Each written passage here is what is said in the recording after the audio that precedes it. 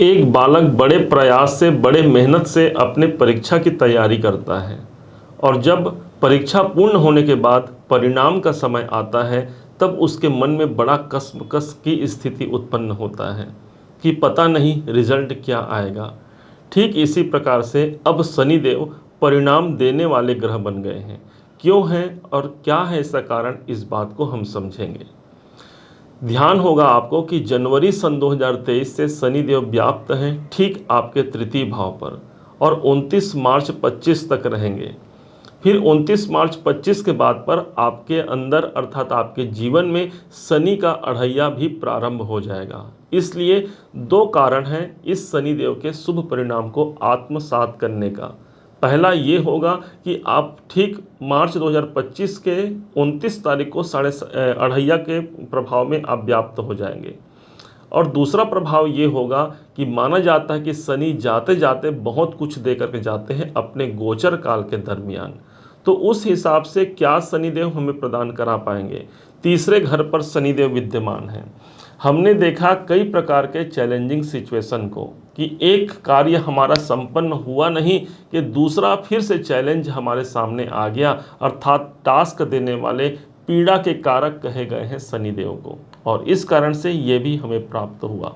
अब शनिदेव चूंकि अगले 5 महीने तक एक श्रेष्ठ परिणाम को देने के लिए बाध्य हैं, मजबूरी है शनिदेव की कि वो आपको प्रदान करेंगे, क्योंकि शनिदेव जाते जाते बहुत कुछ प्रदान करते हैं। अर्थात तीसरे भाव जो चैलेंजिंग सिचुएशन बने हुए हैं उससे मुक्ति मिलने का एक नया समय प्रारंभ हो सकता है इसी समय से। और चूंकि शनिदेव अभी वक्री भी चल रहे हैं, जब ये डायरेक्ट हो जाते हैं उसके बाद भी इनका प्रभाव एक बेहतर परिणाम को आपके समक्ष ला करके खड़ा कर देगा।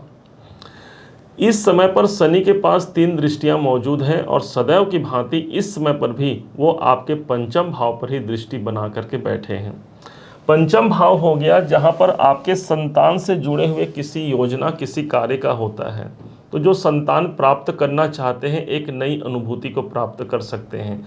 बच्चे के कैरियर या उनके एजुकेशन या उनके फ्यूचर को लेकर के यदि कोई चिंता व्याप्त है तो शनिदेव अब देने के मूड में हैं और इस कारण से संतान से जुड़े हुए कोई कार्य यहाँ पर सिद्ध होते हैं।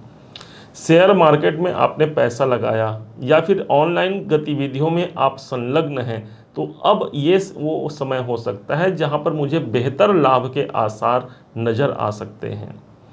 शनिदेव के पास जो 7वीं दृष्टि है वो सीधे आपके भाग्य भाव पर पहुंच रही है।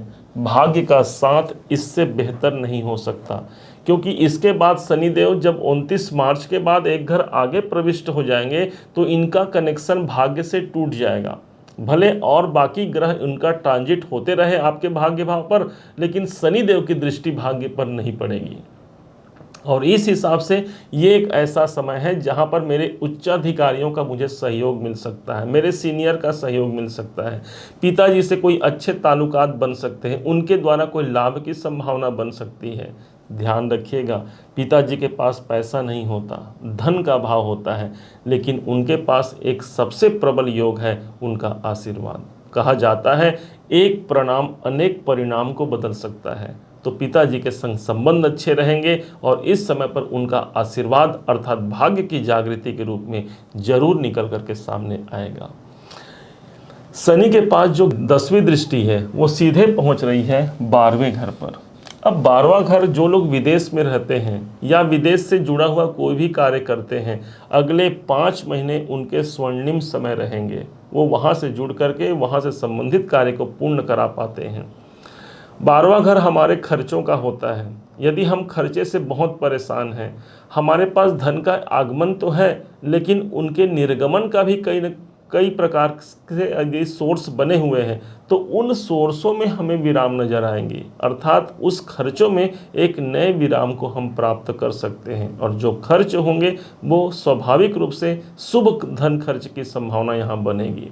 कोई बड़ा इन्वेस्टमेंट करना चाहते हैं तो शनि इन्वेस्टमेंट भाव को ही देख रहे हैं, तो अगला 5 महीना कोई धन के निवेश के लिए एक सही समय होगा, चाहे बिजनेस में लगाना हो या अपने कैरियर के लिए किसी विशेष कार्य को करना हो। शनि का यह प्रभाव आपके संग चलने वाला होगा। यही शनि का शुभ संदेश है आपके लिए, धनु राशि के लिए।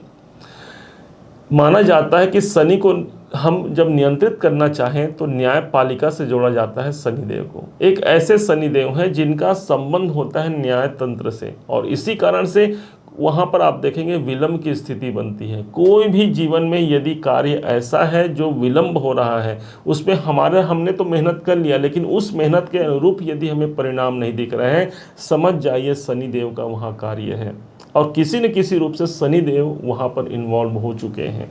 इसके निराकरण के लिए सदैव कहा जाता है पीपल वृक्ष की पूजा करना। साक्षात शनिदेव का वास वहाँ होता है शनिवार के दिन।